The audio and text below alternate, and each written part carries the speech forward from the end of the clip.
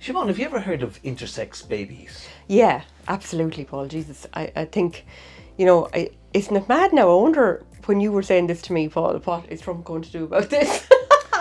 Well, in the States, there's only two sexes. And in fairness, there are only two sexes. But I remember watching a YouTube video many, many years ago. I haven't been able to find it, but I found other similar ones.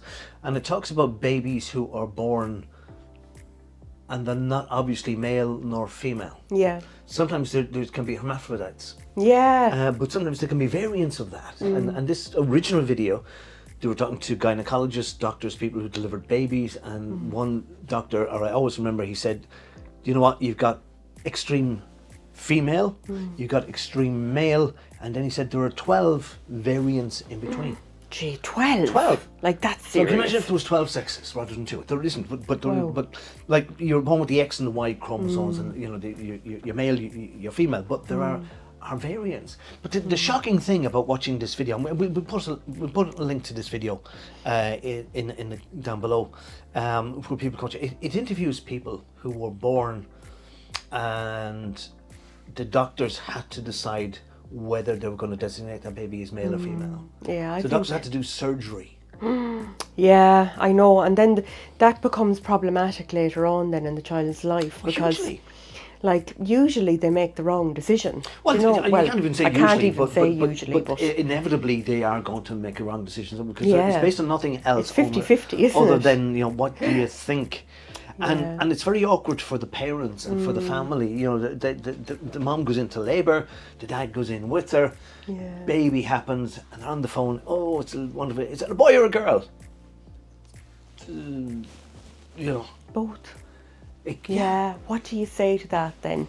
Yeah, it is. It's such a shocker, isn't it? Because it's the first question everybody wants to know when you have a baby, or if you're pregnant, is it a boy or a girl or what, But like, I think changing the sex at that age is wrong anyway. I don't think that we should interfere with that. Well, a lot of it is for religious reasons. Sometimes with hospitals, it can be a religious ethos. Oh God, yeah. And religion doesn't tolerate this. Yeah. But a lot of these people who were interviewed on this video said, like, why couldn't the doctors just leave us as we were, and when we would get to puberty or get into our teenagers or whatever, our 20s, then we could make a decision or decide, I'm fine the way I am. Yeah. Because it wasn't a physical health problem. The baby was not going to die Yes. without an intervention. It was just, will we assign it male or female? Yeah, I think that's a massive thing nowadays, though, isn't it? But could you imagine, though, if the doctors did make a wrong decision and decide to bring this baby up female, and that baby gets to the teenage years, gets to puberty, and then starts developing feelings and emotions that are not consistent with being a female? Yeah.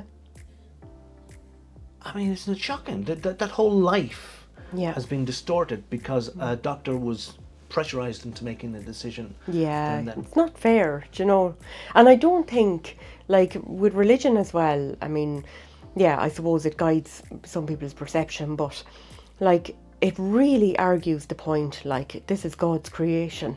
Look, if it was God's creation, why would God create so many hermaphrodites? Why would he or she, why would she cause the problem in the first place? But why can't people leave it alone? Because it has to conform to the book. So, I mean, I'd rather, like, conform to a medical journal rather than a religious doctrine. Yeah. But is it in the Bible that you can only be male or female? Well, it starts in Genesis. He created them. Okay. But this has been rewritten many, many times. Like, fundamentalists and people would say, oh no, the Bible cannot be changed. It's the Word of God. The Bible has been rewritten many times. There was a case in, I think it was Cambridge in England years ago, I must look it up, where they found text from the Bible. And they found numerous versions of them where the scribes had been gone in and they've been changing it and changing it and changing it and changing it until they came up with a kind of a version to kind of, this will do. Like even like the resurrection of Jesus, it wasn't a thing when Jesus was crucified. It wasn't a thing. It was like a couple of hundred years later. It was like when Christianity was spreading out from Rome and Italy, that they were kind of going into, and all these other countries that they were going into had their own gods. And the Christian God had to be much more impressive. Yeah. So they kind of said, well, our God, he did this, and they said, well, our God did that and that, and they go, our God rose from the dead. What? He rose from the dead, yeah, he rose from the dead. Physically rose from the dead. Yeah. Yeah, he did. Yeah. Yeah, he wasn't in his tomb when. And then this became doctrine. It wasn't there beforehand. Yeah. Anyway, I could waffle on about that and get crucified myself for that. But you can understand how somebody modern day, would feel bisexual, because again, there was research done, and I think it was on the brains of people who had been trans afterwards, and they found that the brain of the person conformed to the sex that they identified with. Right. So you can have a male body, Yeah. but a kind of feminized brain or female brain in the body, or vice versa. Yeah, because I often wondered about that, actually. What is it that changes somebody to be gay or lesbian or bisexual? Well, it's not that it changes them. Decide that they're trans. It's like, I know it's not. I know when you said decide. I know what you mean. They don't actually decide. No. But they kind of would have an inkling. And people that I know who are gay or bisexual would say they've always known. Yeah. But they tried to repress it because it wasn't. Yes, because of society. Yeah. I remember when my son came out. Yeah. He first came out as bisexual, but I mean, it was very clear to me since he was about 8 or 9. Do you know, little mannerisms about him and things. I was like, he's definitely. I thought he was gay. Do you know? And then when he did come out, bisexual was halfway. Yeah, and that was his way of kind of breaking the news. Yeah. Yeah, which I think is awful. Like, when you think about it, he said a very important comment, actually. He said, why should gay people have to announce that they're gay? You know, I don't have to announce it because I'm, if I'm straight or I'm heterosexual. You know, like, there was an ad done when the referendum was happening in this country a few years ago, and it was a taxi man with people hopping into the back of the taxi, and he asked them, are you heterosexual? And they kind of have to admit that they are, kind of embarrassingly, as if it wasn't, saying this is not necessarily the norm. And in any society, again, there's stats to back this up, is that maybe a third of people are heterosexual, a third can be trans, or a third can be bisexual, a third can be gay. Yeah. But again, it's, religion is fantastic at kind of papering over that, and don't ask and shut up, and it's a mystery, and stop talking about that kind of stuff.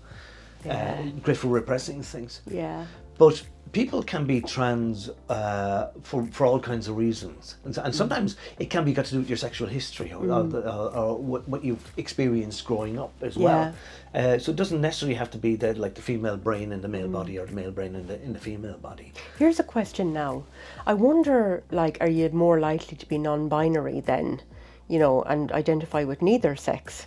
Maybe. If you are born, say, hermaphrodite or intersex. Maybe, or asexual, have no interest at all. Yeah. But my point is that there should be room for all these variants. Ah, yeah. And there is room. There is. If you look at it from a scientific perspective, yes, there definitely. And you see it in nature. Yeah. Do I remember having a discussion when my father he was talking about gayness, homosexuality. It's against the law, so it's unnatural. Yeah, it's a sin. And then he went on about he worked as a butcher, and he was on about then these cattle being lined up to be slaughtered and stuff like that, and some of them were humping each other. Yeah, well, that's... And he was kind of going, so that's how it's like a fear response to a thing. But you kind of go like, why are male cattle humping each other? So, it's not natural, but it's not. It's in nature, but it's not natural. Yeah. Are you telling nature that sense. Nature isn't natural? And he no argument, no come back against that. Yeah. But that's the one thing I love about the woke community today, because I think, for sure, it can go a little bit too far. But I definitely think that it has been a very positive movement in the world, because, people do have to get up and fight for what they believe in, and they have to go out and march and be heard and be seen. For everybody to go, okay, well, I need to, cool my jets a little bit and just allow people to be the way they are. But you see, it threatens people's sense of security if they were indoctrinated with this belief that you're either straight, or you're either heterosexual, or that's it. That when something contradictory comes up against that causes a problem in their minds and with their belief system, and have to try to square that circle. Yeah. And this is why they get angry about it, and they protest and say you can't be. Yeah. Even though what about anybody else's sex life is nothing to do with you, bar you're their partner. Yeah. Absolutely. And I hate this thing. One of my pet peeves is somebody that you've been friends with or something for years, and the next thing they find out you're gay or you're bisexual, and they start to think that you're attracted to them.